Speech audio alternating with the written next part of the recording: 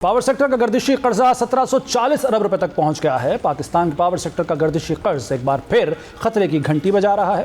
اعداد و شمار سامنے آئے کہ گردشی قرض کا مجموعی حجم 1740 ارب روپے تک پہنچا ہے، جبکہ حکومت اور IMF کے درمیان طے شدہ ہدف 1600 ارب روپے کی حد تک محدود رکھا جائے گا۔ ذرائع کے مطابق جو 480 روپے کا اضافہ ہوا ہے، 480 ارب روپے کا، وزارت خزانہ کی جانب سے تقریباً 350 ارب روپے فراہم کیے گئے ہیں تاکہ اس قرض کی ایڈجسٹمنٹ کی جا سکے۔ اس کے باوجود 130 ارب روپے سے زیادہ کا اضافی بوجھ گردشی قرض کے مجموعی سٹاک میں شامل ہو گیا ہے۔ اصل مسئلہ صرف یہ نہیں ہے کہ گردشی قرض 1740 ارب روپے تک پہنچا ہے، اصل مسئلہ یہ ہے کہ اس قرض کا سلسلہ جاری ہے اور حکومت ایک طرف اربوں روپے کی سبسڈی دیتی ہے، دوسری طرف وزارت خزانہ سے اضافی رقم فراہم کی جاتی ہے، لیکن اس کے باوجود قرض دوبارہ بڑھ جاتا ہے۔ یعنی ہم ایک ایسے چکر میں پھنس چکے ہیں جہاں ایک طرف قرض کم کرنے کے لیے پیسہ لگایا جاتا ہے اور دوسری طرف نظام کی بنیادی خامیاں دوبارہ اسی قرض کو بڑھا دیتی ہیں۔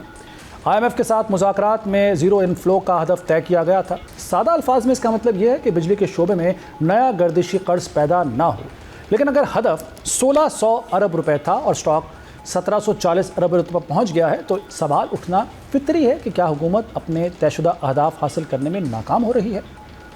حکومت کا موقف سن لیتے ہیں تو وہ یہ کہتے ہیں کہ آئندہ اقتصادی جائزے تک گردشی قرض کو دوبارہ 1600 ارب روپے کی حد تک لایا جائے گا اور اس اضافی رقم کو ایڈجسٹ کرنے کے لیے متعلقہ وزارت کام کر رہی ہے۔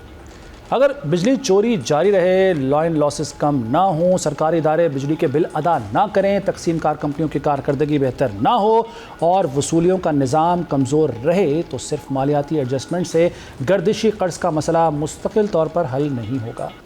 پاکستان کے عوام پہلے ہی مہنگی بجلی، بھاری ٹیکسز اور بڑھتے ہوئے یوٹیلیٹی بلز کا بوجھ برداشت کر رہے ہیں۔ دوسری جانب پاور سیکٹر کا قرض مسلسل بڑھ رہا ہے، یعنی عوام مہنگی بجلی بھی خرید رہے ہیں اور پھر بھی نظام کا قرض ختم نہیں ہو رہا۔